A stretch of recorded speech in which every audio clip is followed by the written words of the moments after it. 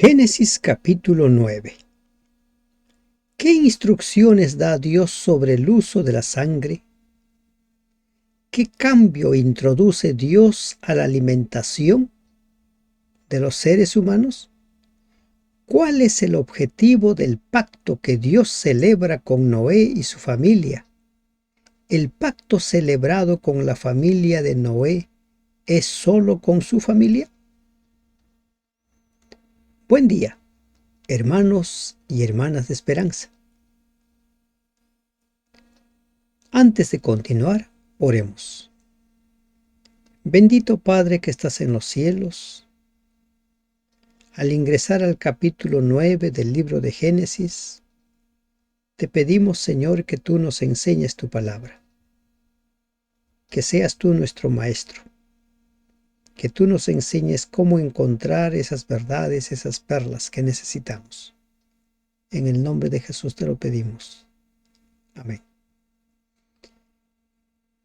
El diluvio ha pasado, la humanidad ha dejado de existir, solo quedan 8. Noé, su esposa, sus 3 hijos y las esposas de sus hijos. Y los animales, una pareja de cada animal no limpio, 7 parejas de los animales limpios. ¿Qué es lo que nos dice el capítulo 9? ¿Cuál es el mensaje de este capítulo 9? Si tuviéramos que tomar un tema principal en este capítulo, sería el pacto. El pacto celebrado con Noé. Pero ese pacto no es un pacto solo con la familia de Noé. Es un pacto universal, un pacto con toda la humanidad. Bendijo Dios a Noé y a sus hijos y les dijo: fructificad y multiplicaos, llenad y llenad la tierra. Nos encontramos con una bendición similar a la pronunciada por Dios en Génesis 1:28. Fructifíquense, multiplíquense, llenen la tierra. Esa es la orden de Dios. Fructifíquense, multiplíquense, llenen la tierra. En nuestros tiempos vivimos con una corriente, con una ideología que sostiene que hay una sobrepoblación. Y como hay sobrepoblación, entonces hay que interrumpir el embarazo. No importa si es de días de concebido o si es de meses de concebido.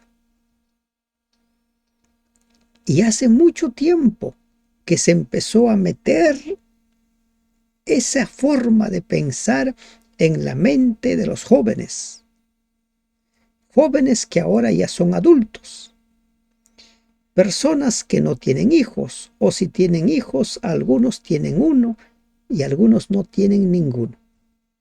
Y como consecuencia, hay naciones, según los informes, son naciones que han envejecido. No hay niñez, no hay juventud. Países que en el pasado prohibían que sus ciudadanos tuvieran hijos, ahora no saben qué hacer para que sus ciudadanos tengan hijos. En la mente, dentro de sus creencias de esa población, caló la idea de no multiplicarse. Así de sencillo, no multiplicarse. Pero la orden de Dios antes del ingreso del pecado y ahora después del diluvio es: fructifíquense y multiplíquense y llenen la tierra. Ese es el propósito del matrimonio. Por eso dice: bendijo Dios a Noé y a sus hijos. Dentro de estas bendiciones concesiones, autorizaciones que el Señor hace, hay cierta diferencia con lo registrado en Génesis. Falta una parte de la bendición previa. ¿Y cuál es? La de sojuzgar la tierra. Ya no se menciona aquí sojuzgar la tierra. Fuera de duda, esa omisión refleja el hecho de que el dominio del mundo asignado al hombre durante la creación se había perdido y se perdió con el ingreso del pecado. Y por eso leemos de labios del mismo Jesucristo en Juan 12:31, 14:30 y 16:11, que habla acerca del príncipe de este mundo. El hombre ya no era más el mayordomo, ya no tenía más el control, lo había perdido. El pecado había alterado la relación que originalmente existió entre el hombre y los animales, y estos, por lo menos hasta cierto límite, quedaban fuera del control del hombre. Versículo 2. El temor y el miedo de vosotros estará sobre todo animal de la tierra, y sobre toda ave de los cielos, y en todo lo que se mueva sobre la tierra, y en todos los peces del mar, en vuestra mano son entregados. El miedo. ¿Tiene miedo usted a un perro? Ni qué decir, pues, del miedo que le tenemos a animales salvajes como un león, un tigre, una pantera. Y ellos también tienen miedo de nosotros. Y entonces el miedo hace que nos ataquemos. ¿Se dan cuenta cómo es que el pecado lo cambió todo?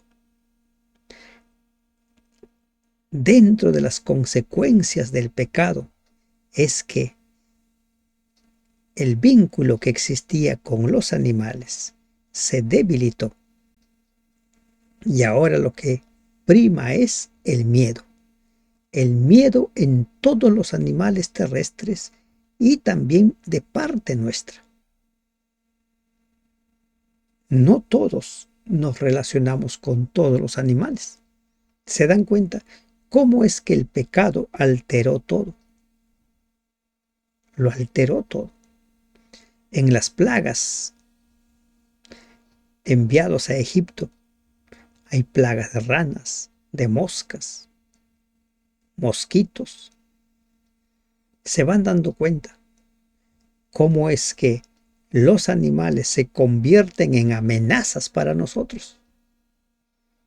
Encontramos la historia de Eliseo, unos muchachos que se burlaban de Eliseo y salieron dos osos y devoraron a estos muchachos. Es frecuente escuchar historias de animales que matan a seres humanos. Y ni qué decir de seres humanos que matan, maltratan a los animales. Todo fue alterado. El pecado causó gran daño. Y tras el diluvio, esa diferencia se acrecentó y Dios lo menciona en su palabra. Todo lo que se mueve y vive os será para mantenimiento, así como las legumbres y plantas verdes os lo he dado todo. Quienes sostienen que nosotros debemos comer libremente de cualquier carne, ya sea de ovejas, res, también de conejos, cuy, chancho, dicen: aquí está, Dios autorizó que todo lo que se mueve y vive es para comer. ¿Es cierto eso? ¿La Biblia se contradice a sí misma? ¿Dios se contradice a sí mismo? Hay un principio elemental: Dios no se contradice a sí mismo. Y miren, así como este versículo empieza con la palabra todo, termina también con la palabra todo. Y dice: las legumbres y plantas verdes os lo he dado todo. ¿Usted come todas las plantas? No, ¿verdad? Hay plantas que usted no come. ¿Y por qué no? Sí dice todo. Es que nos movemos nosotros según conveniencia. Pero la distinción entre animales limpios e inmundos ya estaba claro. Lo vimos en el capítulo 7, cuando Dios le dice a Noé: haz que ingresen 7 parejas de animales limpios y uno de los inmundos. Y luego en el capítulo 8, versículo 20, cuando Noé sale, lo primero que hace es levanta un altar y ofrece en sacrificio, en holocausto, animales limpios. La diferencia lo tenían claro, ¿verdad? Hay un principio que dice: en lo evidente no hay necesidad de ser tan específicos, ¿no? Por ejemplo, si entre nosotros ya sabemos ciertas cosas, hay principios que nos rigen, no necesitamos irlo mencionando siempre, siempre. Se da por sobreentendido. Pero recuerde, la Biblia no se contradice. Noé sabía perfectamente qué animal era limpio y qué animal no lo era. Si en Levítico 11 encontramos la diferenciación y se especifica incluso nombre por nombre, característica por característica, es porque a ese pueblo Dios tenía que reeducar. ¿Y por qué tenía que reeducar? Porque por varias generaciones habían estado sometidos a la esclavitud en un país pagano, gentil, idólatra. Entonces aquí no se está hablando de que puedes comer cualquier animal. Se está hablando claramente de lo que está establecido. La Biblia no se contradice. El todo tiene que ver en función a lo que el contexto está hablando. En muchas partes, por ejemplo, cuando se refiere a Israel, dice la tierra. Y no es que Israel fuera toda la tierra, ¿verdad? Pero carne con su vida, que es su sangre, no comeréis. Carne con su sangre. Hoy en día, los ministerios de salud de las diversas naciones promueven el uso del consumo de la sangre. Y dicen que la sangre es uno de los medios más eficaces, por ejemplo, para combatir la anemia. La prohibición se aplica a comer carne con sangre, ya fuera de animales vivos, como había sido la bárbara costumbre de algunos en el pasado. Miren, recuerden que la gente antes del diluvio llegó a atrocidades terribles, al punto que dice que su pensamiento era de continuo solo al mal. Y ahora dice que es su sangre, pero carne con su vida, que es su sangre, no la comeréis. Dios ha dejado un rotundo no al consumo de la sangre. La sangre es indispensable para la vida. La vida depende de la sangre. Cuando una persona se desangra o un animal se desangra, muere. Simplemente muere. Si se corta la circulación de la sangre, el animal muere, deja de ser. Entonces Dios deja bien establecido ese principio. No al consumo de sangre. Porque ciertamente demandaré la sangre de vuestras vidas. De mano de todo animal la demandaré, y de mano del hombre, de mano del varón su hermano, demandaré la vida del hombre. Resalta el valor de la vida del hombre. Miren, ¿qué es lo que dice? Demandaré la sangre de vuestras vidas, incluso al animal. De mano de todo animal la demandaré. La vida del hombre quedó a salvo de los animales tanto como de otros hombres mediante la solemne proclama de la santidad de la vida humana. El decreto de que una bestia que matara a un hombre debía ser destruida fue incorporada posteriormente en el Código de Moisés, Éxodo 21, 28 al 32, pero aquí ya está establecido. Esta orden no fue dada para castigar a la bestia asesina, que no está bajo ley moral y que por lo tanto no puede pecar, sino para la seguridad de los hombres. Los dueños debían ser responsables de sus animales. De mano del varón, su hermano, demandaré. Esa advertencia va directamente contra el suicidio y el homicidio. Dios no requiere del hombre que se quita la vida tanto como del que quita la vida de su prójimo. El mandamiento no matarás es tan amplio en sus alcances que prohíbe toda forma de acortar la vida de los seres humanos.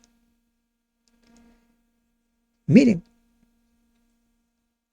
vemos nosotros el caso de Job. Job llega a la conclusión de que la única manera de dejar de sufrir es morir. Y le pide a Dios que le quite la vida. Pero en ningún momento él menciona la menor intención, el menor deseo, el menor atisbo de suicidarse. Yo sé que esto va a terminar con mi muerte, pero le pide a Dios que sea Él que le quite la vida y no piensa en el suicidio. ¿Se dan cuenta? Lo mismo sucede en el caso de Jonás. Jonás es un hombre que quiere morir porque cada vez que se siente mal, cada vez que siente que las cosas no salen como quiere, quiere morir. Pero él no piensa tampoco en el suicidio, sino que Dios le quite la vida. El hombre no puede dar la vida y por lo tanto no tiene derecho de quitarla, a menos que se la pida que lo haga por orden divina. Nadie que esté en posesión de sus facultades mentales y morales y que por lo tanto sea responsable de sus actos puede escapar del castigo de Dios, ni aun el hombre que vuelve su mano contra sí mismo. En la resurrección cada individuo aparecerá delante del tribunal de Dios para recibir lo que merece. Romanos 14:10, 2 de Corintios 5:10. Entonces, Dios demandará la sangre, dice, de vuestras vidas, del animal, y de mano del hombre, y de mano del varón, su hermano, demandaré la vida. La vida es sagrada. Y esta es otra evidencia de que el ser humano es un ser moral. No es fruto de la evolución. ¿En qué momento de la evolución surge la moralidad? La evolución se supone que parte del caos a la perfección, mientras que la creación nos dice que empezamos perfectos y vamos descendiendo al caos. ¿Cuál de esas dos evidencias lo ve usted? ¿Camino a la perfección o camino al caos? ¿Hacia dónde vamos? El que derramare sangre de hombre, por el hombre su sangre será derramada, porque a imagen de Dios es hecho el hombre. Dios dijo, mía es la venganza. Dios vengaría o castigaría cada asesinato.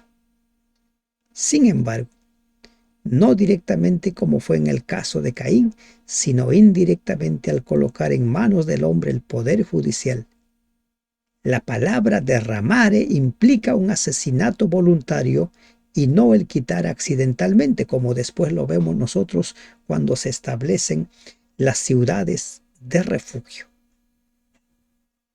En estos dos versículos lo que queda claro es que la vida es sagrada. Por eso dice, no matarás. Y Jesús, cuando estuvo aquí, dejó muy en claro, ese no matarás implicaba incluso mirar mal al prójimo, incluso odiar al prójimo, no simplemente quitarle la vida. Mas vosotros fructificad y multiplicaos, procread abundantemente en la tierra y multiplicaos en ella. Esa es la orden que se vuelve a repetir como ya lo vimos en el versículo 1. Y habló Dios a Noé y a sus hijos con él diciendo, he aquí que yo establezco mi pacto con vosotros y con vuestros descendientes después de vosotros. Este pacto que se establece entre Dios, Noé y su familia, es un pacto que se hace extensivo a toda la humanidad. Y con vuestros descendientes después de vosotros. No era un pacto solo con Noé. Así como el pacto que se celebra con Abraham no era solo con Abraham o sus descendientes, sino con toda la humanidad. Con todos. Porque en ti, dice, ¿no? Será bendición. Los pactos de Dios son así, eternos. El hombre falla, el hombre los quiebra. Pero aquí este pacto lo celebra solo Dios y se lo da a conocer a Adán y a Noé y por medio de Noé a toda la humanidad. Aquí no hay dos partes como en el caso de Abraham. Esto nadie lo puede romper. Y con todo ser viviente que está con vosotros, aves, animales y toda bestia de la tierra que está con vosotros, desde todos los que salieron del arca hasta todo animal de la tierra. ¿Y cuál es ese pacto que se celebra? Estableceré mi pacto con vosotros y no exterminaré ya más toda carne con aguas de diluvio, ni habrá más diluvio para destruir la tierra. Nunca más habría otro diluvio universal. El pacto no contenía sino una estipulación y asumía la forma de una persona o de una promesa divina. Algunas regiones podían ser devastadas y hombres y animales barridos por centenares de miles, pero nunca habría otra vez una destrucción universal de la tierra por un diluvio. Su plan anunciado de poner fin a toda la impiedad cuando termine la historia del mundo mediante un gran fuego destructor, como dice 2 de Pedro 3, versículo 7, versículo 10 y 11, o Apocalipsis 29, como ustedes verán, no contradice este pacto. Esa destrucción total será con fuego, no con agua. Y será cuando Cristo venga por segunda vez, cuando se establezca el reino de Dios y se extermine el mal. Y dijo Dios, esta es la señal del pacto que yo establezco entre mí y vosotros y todo ser viviente que está con vosotros por siglos perpetuos. ¿Cuál es esa señal? Mi arco he puesto en las nubes, el cual será por señal del pacto entre mí y la tierra. La señal. ¿Cuál era esa señal? El arco iris. La gente disfruta cuando ve el arco iris. Saca fotografías, realmente es maravilloso. Un juego de luces realmente digno de ser apreciado. La señal del pacto. Imagínense las circunstancias en las cuales sale ese arco iris. Siempre es en el contexto de las aguas.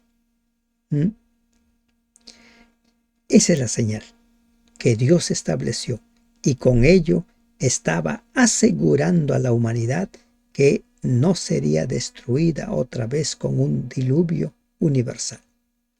Y sucederá que cuando haga venir nubes sobre la tierra, se dejará ver entonces mi arco en las nubes, y me acordaré del pacto mío que hay entre mí y vosotros y todo ser viviente de toda carne, y no habrá más diluvio de aguas para destruir toda carne. Esa señal será un recordatorio constante para la humanidad de que hubo un diluvio una vez, pero ya no habrá otro diluvio. Aún el arco iris nos recuerda de que hubo un diluvio en el pasado. Estará el arco en las nubes y lo veré, y me acordaré del pacto perpetuo entre Dios y todo ser viviente, con toda carne que hay sobre la tierra. La última vez que usted vio un arco iris, ¿cuándo fue? ¿O nunca ha tenido la oportunidad de ver un arco iris? Hay lugares donde nunca se ven los arcoíris. Por ejemplo, aquí en Lima, en la misma ciudad, el arcoíris pues no se ve. Generalmente el arcoíris se ve tras una lluvia intensa, ¿no? Generalmente. Dijo pues Dios a Noé: esta es la señal del pacto que he establecido entre mí y toda carne que está sobre la tierra. ¿Cuál es ese pacto? Que Él nunca destruiría la tierra por medio de otro diluvio. Entonces, el arco iris es un recordatorio de que hubo un diluvio universal. Y también es una promesa de que no habrá un diluvio universal. Ese es el mensaje del arco iris. Cada vez que usted vea un arco iris, recuerde, hubo un diluvio que lo destruyó todo. Pero también es un mensaje.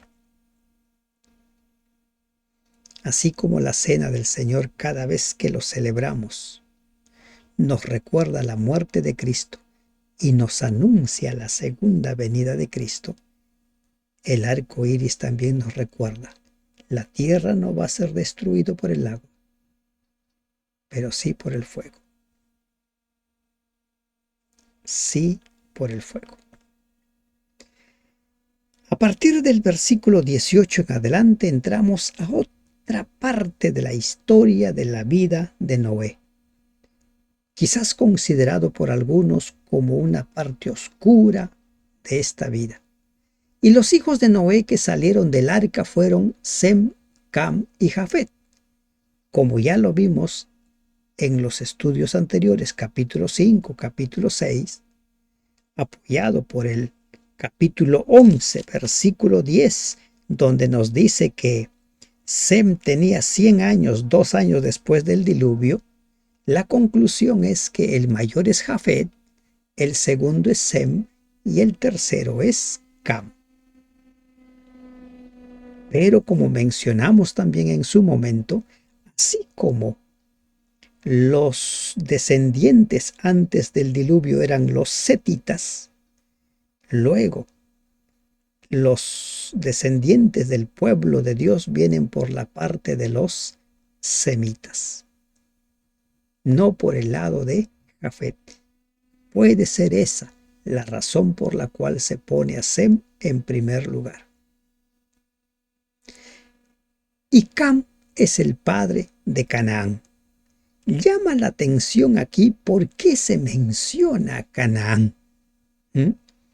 Y cuando en la Biblia se menciona así algunos nombres, algunos acontecimientos, es porque el escritor bíblico nos está introduciendo a un nuevo tema o nos está anunciando que esa persona, ese nombre o ese acontecimiento se va a presentar y tiene significancia, relevancia en lo que viene después.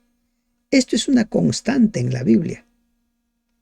Se menciona a Canaán, hijo de Cam, como alusión anticipada a lo que sigue, además de haber sido el propósito de Moisés llamar la atención de los hebreos de su tiempo al desagradable acontecimiento descrito en los versículos siguientes, a fin de que pudieran comprender mejor por qué los cananeos, a quienes ellos pronto encontrarían, eran tan profundamente degradados y moralmente corruptos.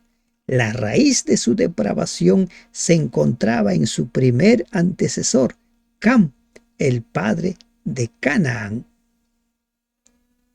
Estos tres son los hijos de Noé, y de ellos fue llena toda la tierra. De ellos surgen las naciones. Dice aquí en este versículo anterior, de estos tres fue llenado toda la tierra. Este pasaje declara con palabras directas e inconfundibles que todos los habitantes que en la actualidad existen provienen de estos tres hijos de Noé. Aunque no podamos remontar el linaje de cada nación y tribu hasta uno de los jefes de las familias enumeradas en este capítulo, en el capítulo 10 se da una línea. Y algunos se preguntarán, ¿y nosotros de dónde venimos? ¿Cuál es nuestra línea? ¿Venimos de la parte de los semitas, de los jafetitas o de los camitas? ¿No? ¿De dónde venimos? Miren, no sé de dónde vengamos, pero sí sabemos que todos podemos ser salvos. ¿Mm? Todos podemos ser salvos. Después comenzó Noé a labrar la tierra y plantó una viña. ¿Qué nos dice esto de que Noé plantó una viña? Hasta ahí todo normal, porque la viña juega un papel muy destacado en el registro bíblico. Jesús tiene parábolas sobre la viña. Isaías escribe una parábola sobre la viña. Pero lo que viene a continuación es lo que desafía la imaginación de cada uno. Y bebió del vino y se embriagó, y estaba descubierto en medio de su tienda. Tal parece que algo no estaba bien en Noé. Algunos psicólogos podrían decir, Noé sintió soledad, Noé se sentía deprimido. Miren, hasta aquí nosotros hemos visto lo del diluvio. Pero el diluvio, humanamente hablando, fue una catástrofe que debió haber marcado a las personas. Cuando nosotros somos testigos de un accidente, cuando vemos morir a una persona, a veces quedamos tocados y marcados por mucho tiempo. Incluso hay personas que no se recuperan toda la vida de ese acontecimiento traumático y sufren el estrés postraumático. Y hay quienes no se recuperan. Hablamos acerca de muchas cosas, pero no hablamos de los sentimientos de la esposa de Noé, de las esposas de los hijos, de los mismos hijos de Noé. Pero sería bueno que consideremos qué cosas rodearon aquí a Noé, que Noé plantó una viña, esperó que esa viña dé fruto, y la viña no da fruto en una semana, 2 semanas, ¿verdad? Después de varios meses. Cuando creció, dio frutos, dice que él preparó el vino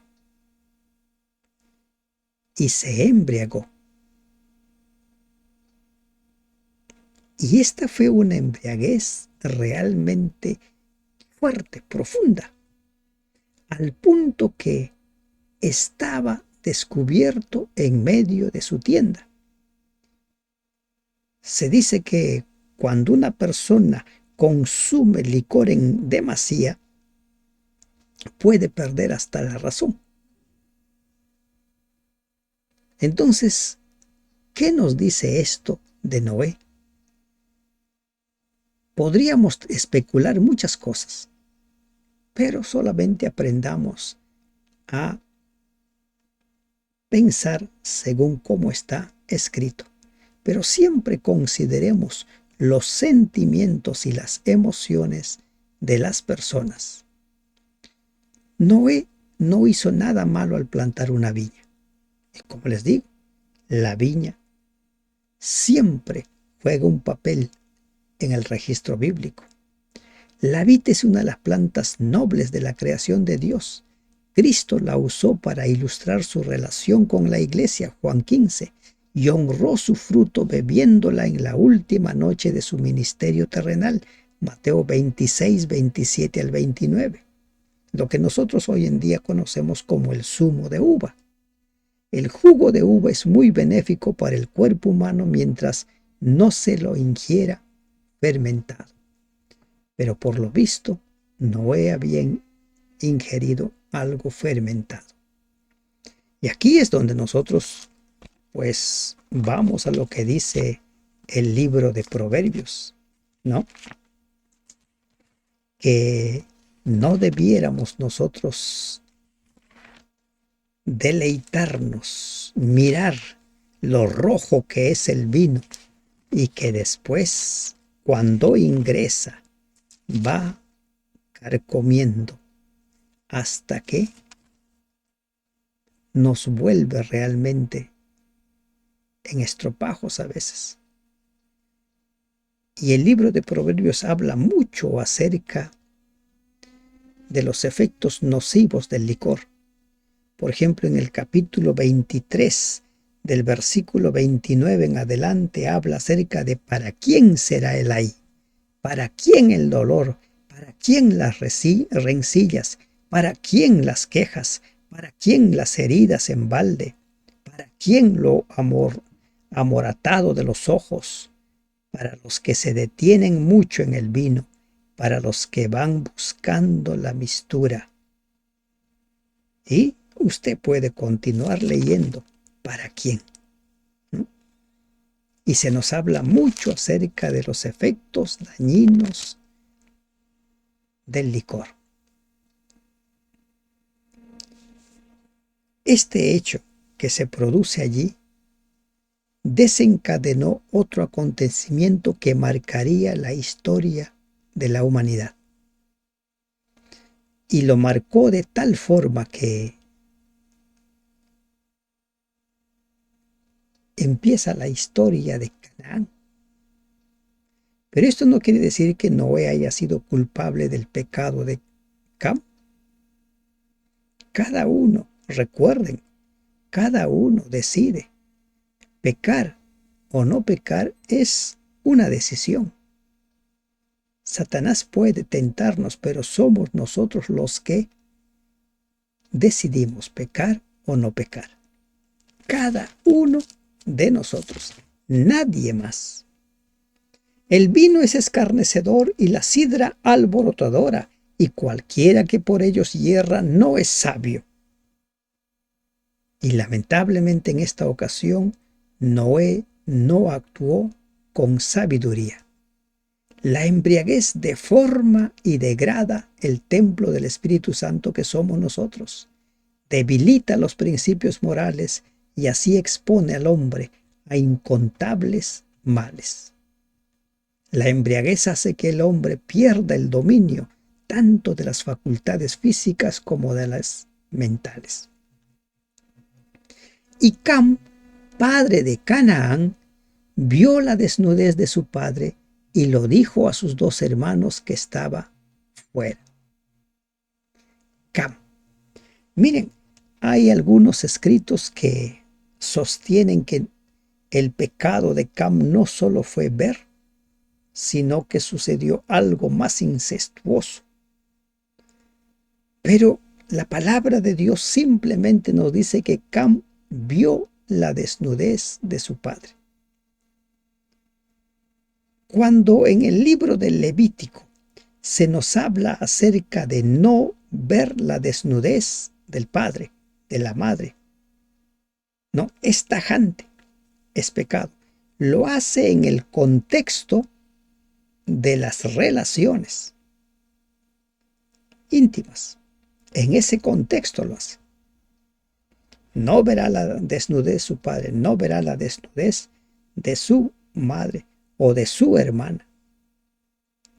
Lo va dando en ese contexto.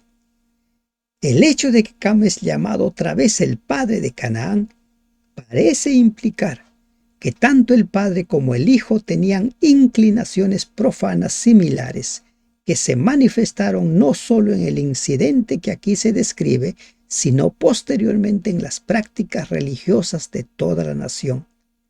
Además, muestra que esto sucedió algún tiempo después del diluvio, cuando Canaán, el cuarto hijo de Cam, capítulo 10, versículo 6, es el cuarto hijo, ya había nacido. El pecado de Cam fue una transgresión intencional.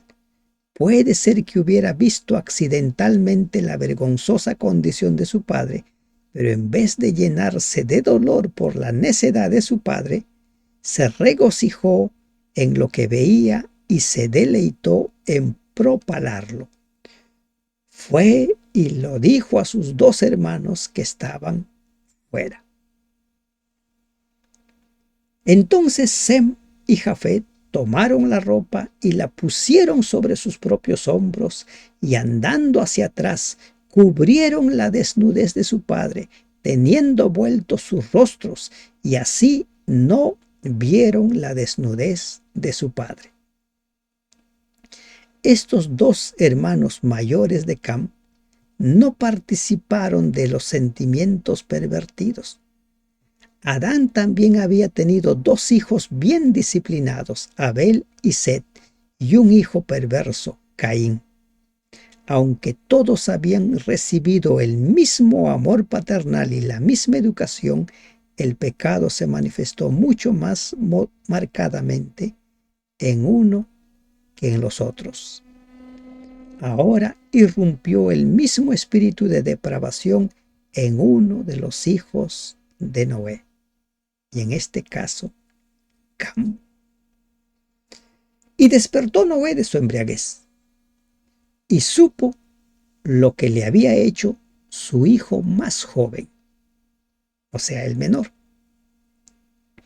En la Nueva Traducción Viviente dice: cuando Noé despertó de su estupor, se enteró de lo que había hecho Cam, su hijo menor. Este es el pasaje que nos dice claramente que él era el menor de Sem, Cam y Cam. ¿Y qué hace Noé? Y dijo: maldito sea Canaán. Aquí hay algo que sorprende. ¿Por qué Dios maldice a Canaán? ¿Por qué Dios no maldice a Cam? La maldición pronunciada sobre Canaán, cuarto hijo de Cam, más bien que sobre el mismo culpable del crimen, ha sido tomado por muchos comentadores como la evidencia de que Canaán fue en realidad el delincuente y que se refiere a él en el versículo 24 como el miembro más joven de la familia de Noé. El historiador Orígenes, uno de los padres de la Iglesia, menciona la tradición según la cual Canaán vio primero la vergüenza de su abuelo y le contó eso a su padre. No es imposible que Canaán hubiera participado en la mala acción de su padre. A veces la Biblia no nos da toda la información en un principio, después lo va complementando. Y este puede ser uno de los casos, porque no tiene sentido que el abuelo maldiga al nieto y no al hijo que había cometido el pecado. La maldición de Noé no parece haber sido pronunciada con resentimiento, sino más bien como una profecía. La profecía no colocaba a Canaán en particular o a los hijos de Cam en general en las cadenas de un destino férreo. Meramente es una predicción de lo que previó Dios y anunció por medio de Noé. Probablemente Canaán ya seguía en los pecados de su padre, y esos pecados llegaron a ser un rasgo tan marcado en el carácter nacional de los descendientes de Canaán que posteriormente Dios ordenó su destrucción. ¿Y qué dice? Dijo más: siervo de siervos será a sus hermanos. Siervo de siervos. Sem ha sometido a Jafet, y Jafet ha sometido a Sem, pero Cam jamás ha sometido a ninguno de ellos. Entonces dijo Noé: bendito sea el Señor Dios de Sem, y sea Canaán su siervo. Bendito. Engrandezca Dios a Jafet, y habite en las tiendas de Sem, y sea Canaán su siervo. ¿Podemos encontrar nosotros luces en este versículo? Las profecías que se van anunciando. Y eso quiere decir que toda la descendencia de Cam y de Canaán ya no tienen opción a la salvación.